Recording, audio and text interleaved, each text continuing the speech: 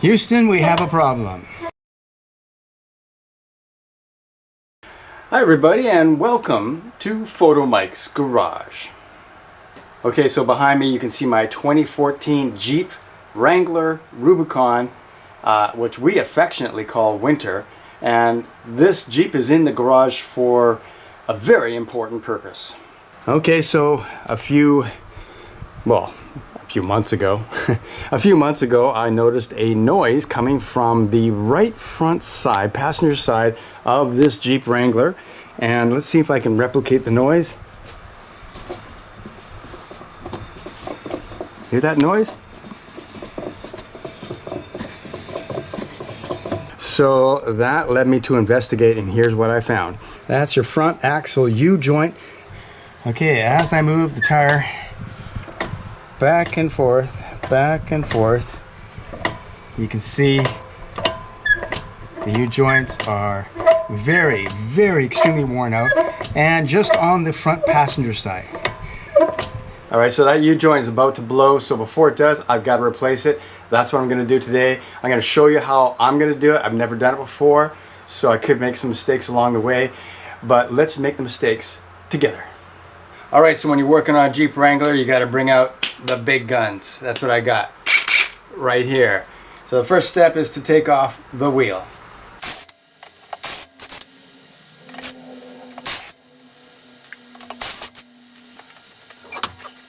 All right, as you can see, the wheel is off, and now we have to take off the brake caliper. Then we'll have to take off the disc, and then it'll get tough after that. But let's start off with the caliper. This bolt, and there's one down there. Maybe then this whole thing will come off. I'm then going to hang it from a wire right here, so we don't want any strain on the brake line here. Okay, 13/16 does fit over these bolts. I think is that what, 21? Anyway, 13/16 does fit over these bolts, so let's give it a go.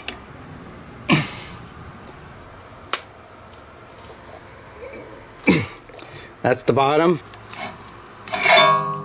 Take this off and hang it over here. Okay, as you can see, I've got the whole caliper and bracket. Took it off as one unit, and it's all hanging safely. Okay, the next step is, yes, we gotta take off this giant axle nut. This holds on the whole assembly here, and so that's got to come off, and this is where we have to get our first special tool. Okay, so I got this little package on eBay, and there it is. Hub nut sockets, and these are giant sockets, 36 millimeter right here, and that's the one that's going to fit on this giant bolt in there. Okay, are you ready? Let's see what happens. This is quite the tool. Okay, I gotta hold it. I got it. Yes. Oh, and I almost forgot, I have an 1.5 inch spacer here. That's going to come off first before I can take off the disc. Okay, second piece of specialized equipment that I recently bought is a dead blow hammer. I bought this mostly because it's nice and orange. I love orange. Okay, actually I had to hit it many times before it did that, but anyway, it worked. It's a pretty heavy disc. And there we go. Look how far we've come.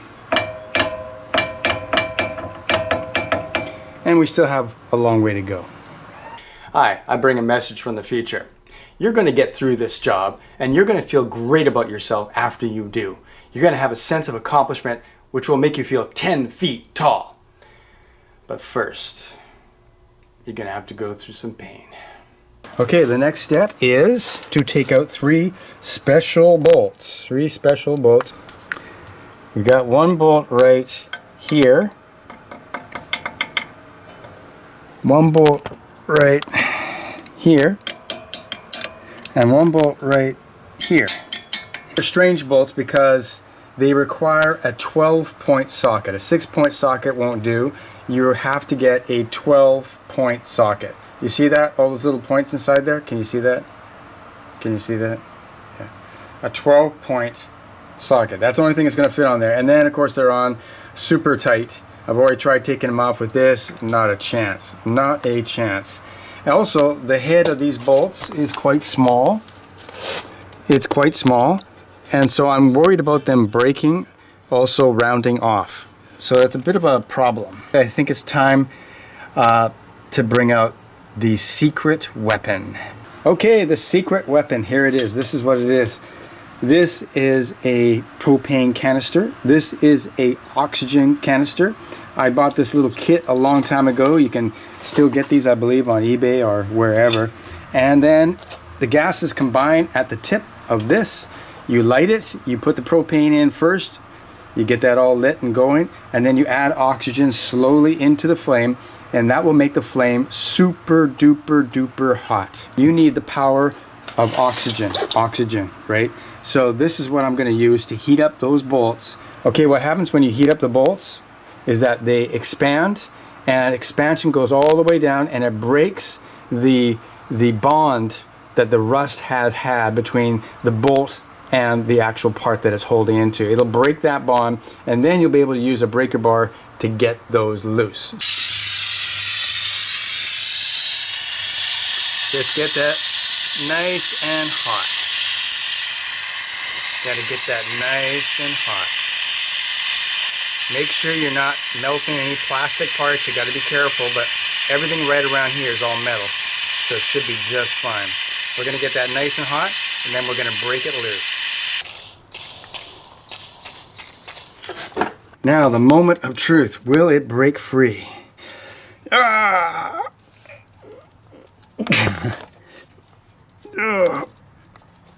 Yes!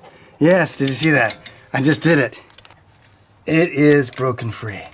Now, we just have to do the same thing to all the rest of the bolts. 2 more to go. Okay, I did loosen the hub. I wasn't really able to show that, but basically I had this extension going all the way to the frame right there, and then when you turn the steering wheel to the right, that pushes out through the bolt, that pushes against this hub, and it has, as you can see, come loose. Now I'm going to use my dead blow hammer to break it loose the rest of the way. It's just not a good idea to hit the hub with a big heavy metal sledgehammer. I know some people do it, but it could cause damage to the bearing, so I'm trying to avoid that. That's why I'm doing it this way. Hopefully the hub will come off now.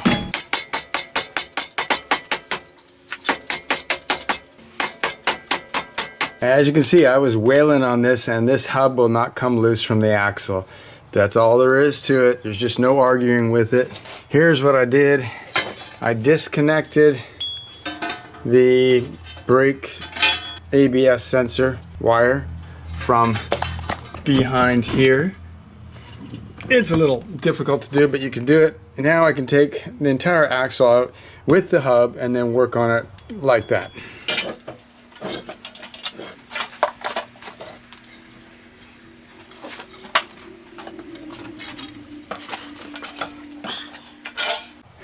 After you get the axle out, you got to look down your axle tube, and what you will see is 2 little washers. You can see them right there, and that has to be fished out. You can't leave them in there. They came off the axle. They got to go back on the axle, and they help position the axle in the axle tube, something like that. But anyway, you got to fish them out. There's 2 of them right there.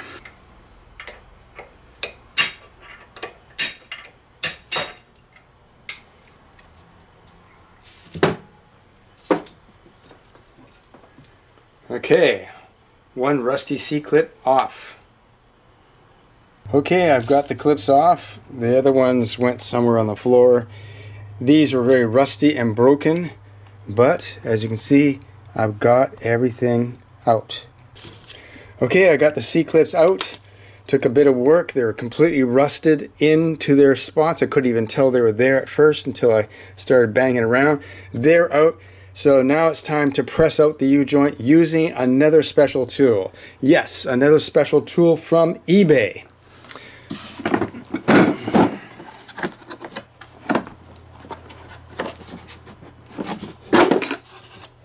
Yes, there we go. The finest equipment from China. This is a ball joint press, but it can also be used for U-joints. Okay, we got our press attached to the U-joint. Basically going to use a super heavy duty impact wrench. We're going to press it out this way first, take off the cup, then press it out this way second, take off the cup, take it apart, and then do the same thing for the other cross shaft. Okay, she popped. She popped again. Wow. Okay, as you see, under brute force, I popped this sucker out, even though it's so damned rusty. Just take the top off.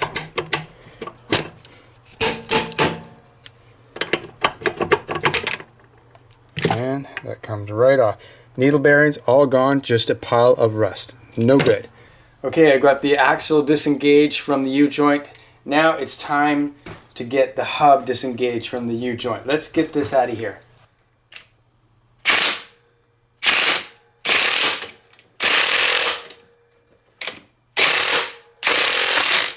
There we go. One's popped.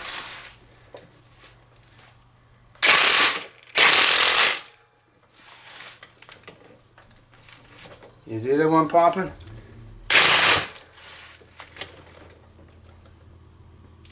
I think so. And there's the second pop. Yes! Okay, I got this side out. Had to pound it a bit. Still got the needle bearings in there.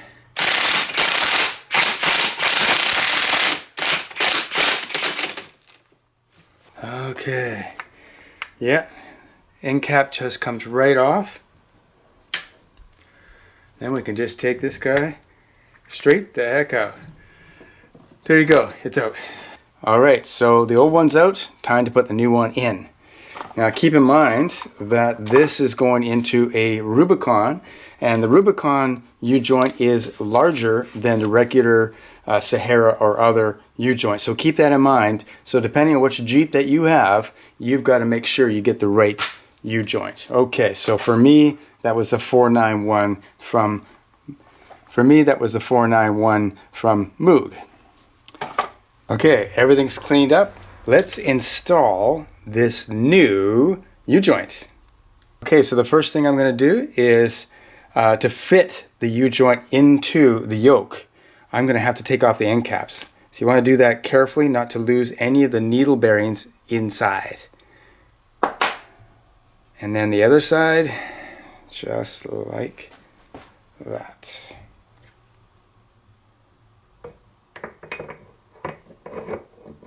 Like that. And we put the end caps back on.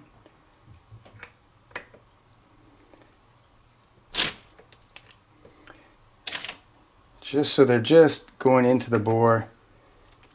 And there we go. And we're going to use our handy dandy ball joint press to press these in.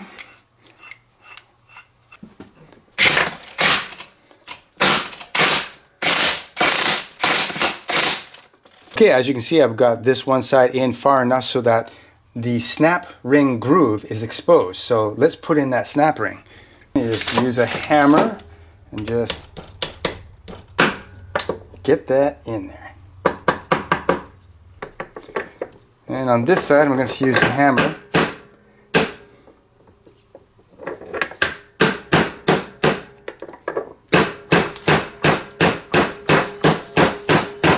Okay, now I think the groove is exposed enough. I can put in my next snap ring. And just like that, one side of the yoke is done. Snap rings are in. It's all good. All right, we're ready to attach the axle yoke to the U-joint. So I'm going to do the same thing. I'm going to take off the end caps very carefully. Very carefully. I don't want to lose any of the needle bearings. Okay, that one's off. And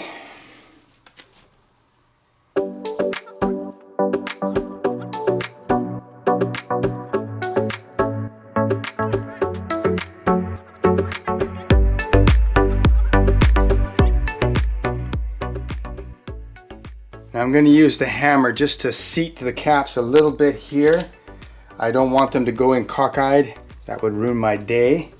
So I just want to seat them, and I'll support the other one on the other side here.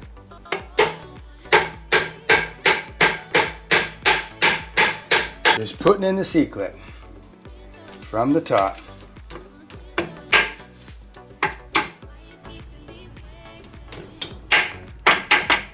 All right, so now I just got to put everything back together.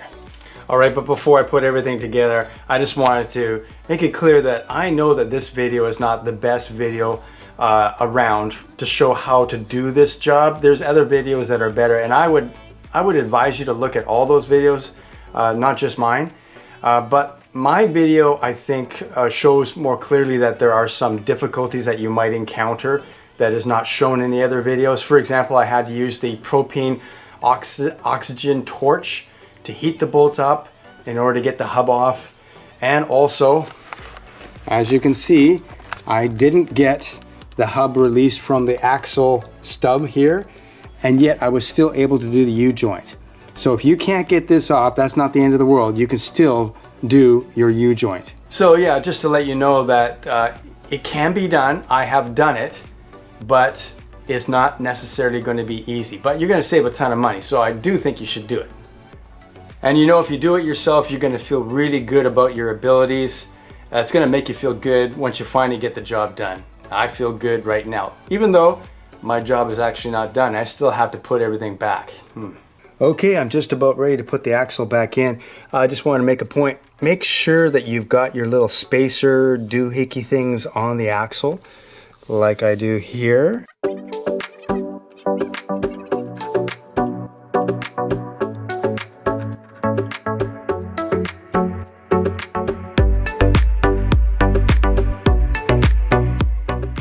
Okay, she's in. That took a bit of wrestling. It was a very tight fit to fit these yokes through that hole in the hub there. But anyway, I did it. You got to make sure you have everything in the proper place. You got the ABS wire coming out right here.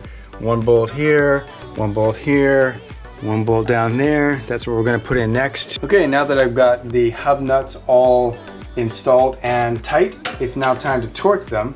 The torque value is 75 foot-pounds. Well, I'm already there. Okay, I got my 3 hub bolts in. Now I'm going to reattach my ABS cable wire to all the brackets that it goes into. It goes in right here. I want to attach it to the connector, which is right behind this shock tower. And so I want to keep it all loose. Basically, you can sort of pull back the plastic covers.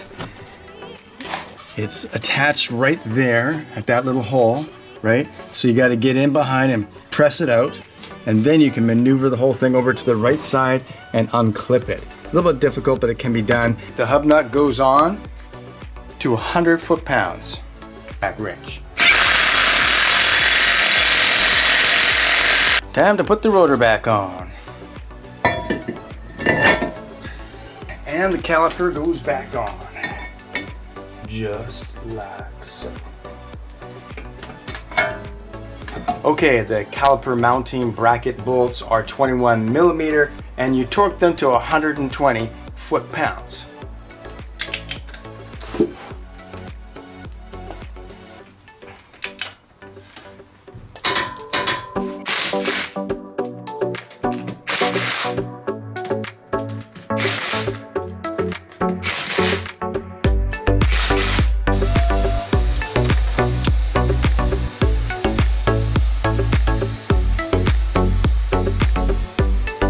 Alright, the job is done. I have replaced the U-joint in my Jeep Wrangler 2014, and I am so happy I did it. It had some difficult moments, of course, as you saw in the video, but it's definitely worth doing. You're going to save a lot of money if you do it. And like my future self said, I do feel a sense of accomplishment. So thanks for watching Photomikes Garage. I will see you next time. But let's make the mistakes together.